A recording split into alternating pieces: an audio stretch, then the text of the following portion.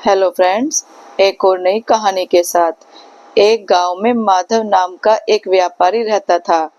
उसका एक बेटा भोला था। माधव का बादाम काजू बेचने का व्यापार था। माधव की सेहत कुछ ठीक नहीं रहती थी, इसलिए वह अपने काजू बादाम शहर में बेचने नहीं जा पाता था। एक दिन माधव उदास बैठा था। भोला बाहर खेलकर घर आया तो उसने अपने पिता से पूछा, बोला, क्या बात है बापू, तुम कुछ उदास बैठे हो? माधव, क्या बताऊं बेटा, ये बादाम और काजू लेकर शहर जाना चाहता हूँ, लेकिन बीमारी के कारण इतना कमजोर हो गया हूँ कि हिम्मत ही नहीं है कहीं जाने की। बोला, तो क्या हुआ बापू, मुझे बताओ, मैं इन्हें शहर में बेच आता हूँ। माधव, नहीं बेटा, तू अभी बहुत छोटा है और शहर में बहुत से ठग घूमते रहते हैं। तेरे जैसे बच्चों को देखेंगे तो वह सारा माल और पैसा लूट लेंगे। भोला, बापू मेरा केवल नाम भोला है, आप एक बार आजमा कर तो देखो। मैं ये सारे काजू बादाम बेच भी दूंगा और अब से अच्छे दामों पर बेचूंगा। भोला की मां, नहीं नहीं, छोटे से बच्चे को शहर नहीं भेज सकते। आप कहो मैं चली जाती हूँ, लेकिन मैंने तो गांव का बाहर का रास्ता भी नहीं देखा। भोला, मां तुम्हें याद है, मैं एक बार बापू के साथ शहर गया था, मुझे रास्ता अच्छे से याद है, मुझे जाने दो। भोला बहुत देर तक जिद करता रहा। आखिर माधव उसे शहर भेजने के लिए तैयार हो गया। माधव, बेटा शहर तो जा रहा है, लेकिन मेरी 3 बात याद रखना, तुझे कोई लूट नहीं सकेगा। पहली बात, अपनी माँ से 4 रोटी ले जाना। जब भी भूख लगे तब 3 बार ये बात बोलना, उसके बाद खाना। वह बात है, 1 खाऊं, 2 खाऊं, 3 खाऊं या चारों को खा जाऊं। दूसरी बात, जब तू रात को किसी धर्मशाला में विश्राम के लिए रुके तो जो भी कमरा ले उसकी संकल अंदर से लगाकर देख लेना।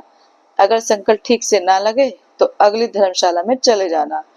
तीसरी बात, जब भी किसी दुकान पर काजू बादाम दिखाए और वो कीमत कम करने को बोले तो ऐसा बोलियो, बापू से पूछ कर आता हूँ। यह कहकर वहां से चल दिया। अगर दुकानदार रोके तो ठीक, नहीं तो दूसरी दुकान पर चले जाना। भोला ने सारी बातें ध्यान से सुनी और 4 रोटी और 1 प्याज लेकर एक पोटली में मेवा भरकर शहर पहुंच जाता है। शहर पहुंचते पहुंचते से शाम हो जाती है। तभी उसके पीछे 4 बदमाश लग जाते हैं।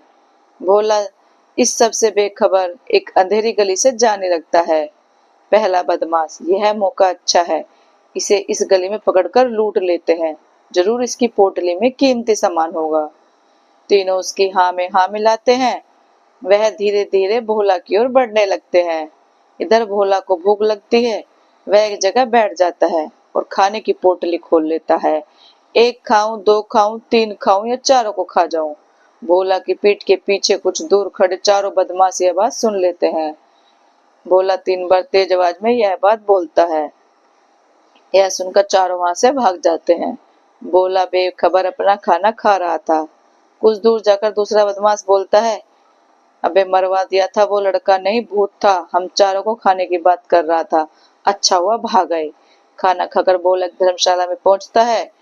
धर्मशाला का मालिक शातिर चोर था। वह भोला को कमरा दिखाता है। भोला देखता है कमरे में संकल नहीं है, मतलब वह अंदर से बंद नहीं होगा। धर्मशाला का मालिक, बच्चे यह कमरा सबसे अच्छा है और इससे भी अच्छी बात है यह मुफ्त है, इसका कोई किराया भी नहीं है। भोला, मुझे ऐसा कमरा चाहिए जिसमें संकल हो। धर्मशाला का मालिक समझ जाता है कि यह बच्चा समझ गया कि रात को सोने के बाद कोई भी इसका माल चुरा लेगा। वह कहता है, मालिक आगे बहुत सी धर्मशाला है, बहुत महंगी है, यहाँ मुफ्त में मिल रही है तो नखरे कर रहा है, चल भाग यहाँ से।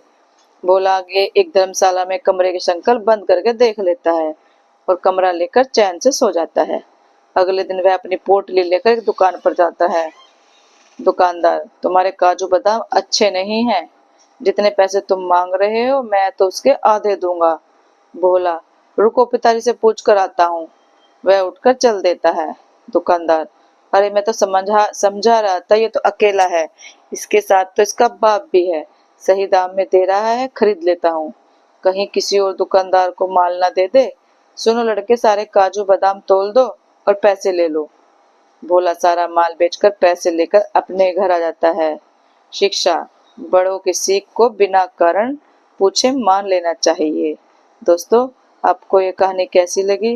अच्छी लगी हो तो लाइक कमेंट और शेयर करना, चैनल को सब्सक्राइब करना। Thank you.